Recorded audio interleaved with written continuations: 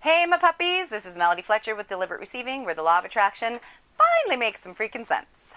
Today's burning question comes from Awesome Carmen, who wants to know, I've been listening to Abraham-Hicks recordings and been trying to make sense of what they say, but I'm more confused now than before. Well, that happens, Carmen. I heard a man talking about a letter he wrote and read it twice a day for 30 days, and he got what he wanted. I like your letter better, but feel fear now that if I write what I don't want, more will come, because he wrote his letter thanking the universe as if he got everything he wanted and never mentioned what he didn't want. I was told by people who've known about Abraham's teaching longer than me that I was born in a negative energy, and that was that, and trying to change those beliefs is kind of hard. Any thoughts? Oh yeah, I have some thoughts. So let me answer the second part of your question first. If you're just born in a negative energy, and you were not born in a negative energy, Awesome Carmen, yeah? You were simply born in a fog. You don't remember your own awesomeness, you don't remember your own power, but you're not born in a negative energy. Nobody is. So because that, listen to how disempowering that is. Listen to how that feels. You're born under a bad sign. There's nothing that you can do. Now, many people believe that, but I promise you, because I'm an Abraham-Hicks fan myself, so if somebody said that, then they don't understand Abraham the way that they think they do, and they certainly don't understand the law of attraction. No negative energy. You can make your life what you want it to be. You may have some limiting beliefs which bring up negative emotion, but that's not the same thing as being born in a negative energy. So now let's talk about this letter. What you're referring to is from what's on my website, and I'll put the link in the description so that you can find it, is a technique called the letter to the universe. And I'll give you a really quick recap of it here. So the way that I've structured this letter is, and people have had phenomenal success using this letter, it is the most commented on technique that I've ever gotten. I've gotten so much feedback about it because it's quick, it's easy, and it totally freaking works. Yeah? And so what you do is you start off the letter by stating what your current situation is. So I want to find a new apartment.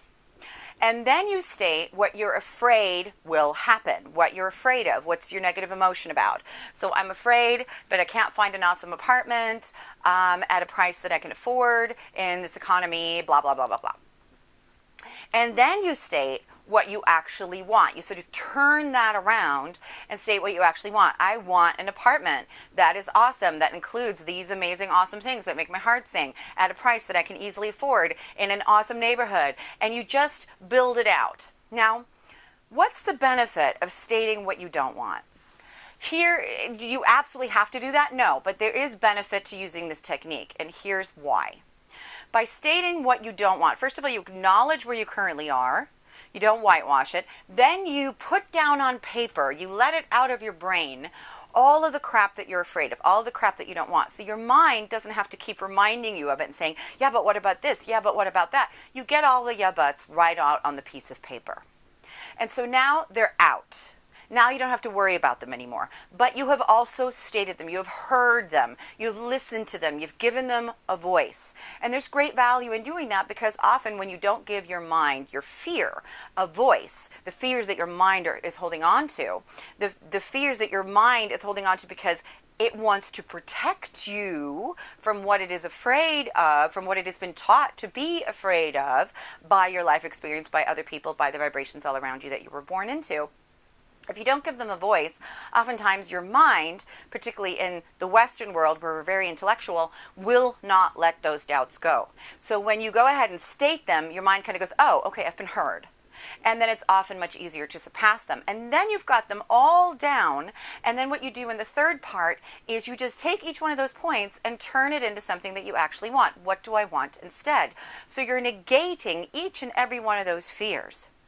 Now, this technique tends to be very powerful, very quick. It works in about 15 to 20 minutes, and it can phenomenally shift your vibration on a topic, particularly something that feels really, really urgent. Now, the technique that you were talking about in this seminar, that the man just simply wrote what he wanted, read it twice a day for 30 days, and he got what he wanted, that's all fine too, but the problem is you don't really know what else he was doing. As he was activating the frequency of what he wanted, if he had any resistance to it, that resistance would have come up and he would have cleared it. So he was probably doing that process in his mind as those sort of pieces of resistance were coming up. The yeah buts were surfacing. I promise you that they were surfacing, because they always do.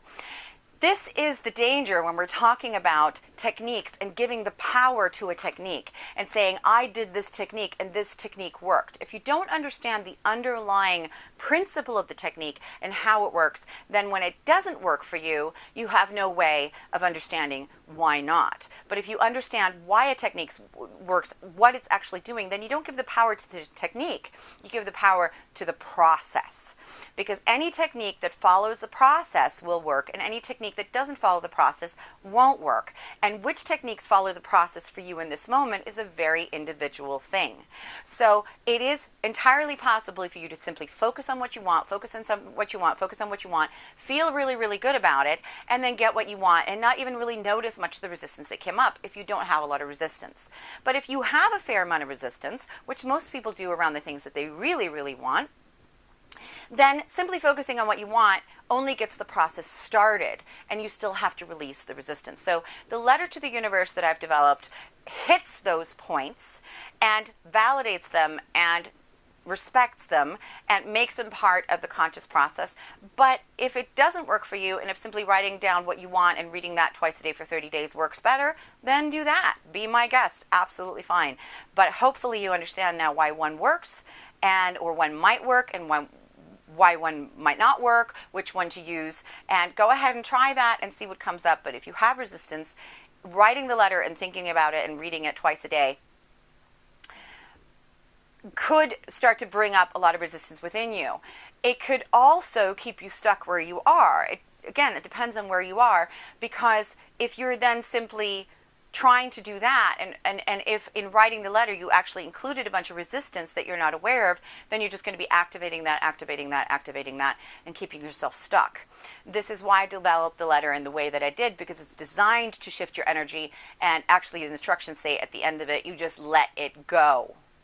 And there's that letting go process instead of harping on and on and on about it every day. There's a lot more to this man's story than isolating one simple technique and saying this is what got him what he wanted. You have to understand what was happening underneath. So hopefully I've answered your question. If you found this video helpful, then please consider sharing it with somebody else who will find it beneficial as well. And if you'd like to join the discussion and talk about manifesting, then please leave me a comment or come to Deliberate Receiving, where the Happy Shiny Puppy resides, and join the conversation there. For now, I am sending you guys happy shiny puppy hugs, the hugest and smooshiest of happy shiny puppy hugs. I will see you next time. Bye-bye.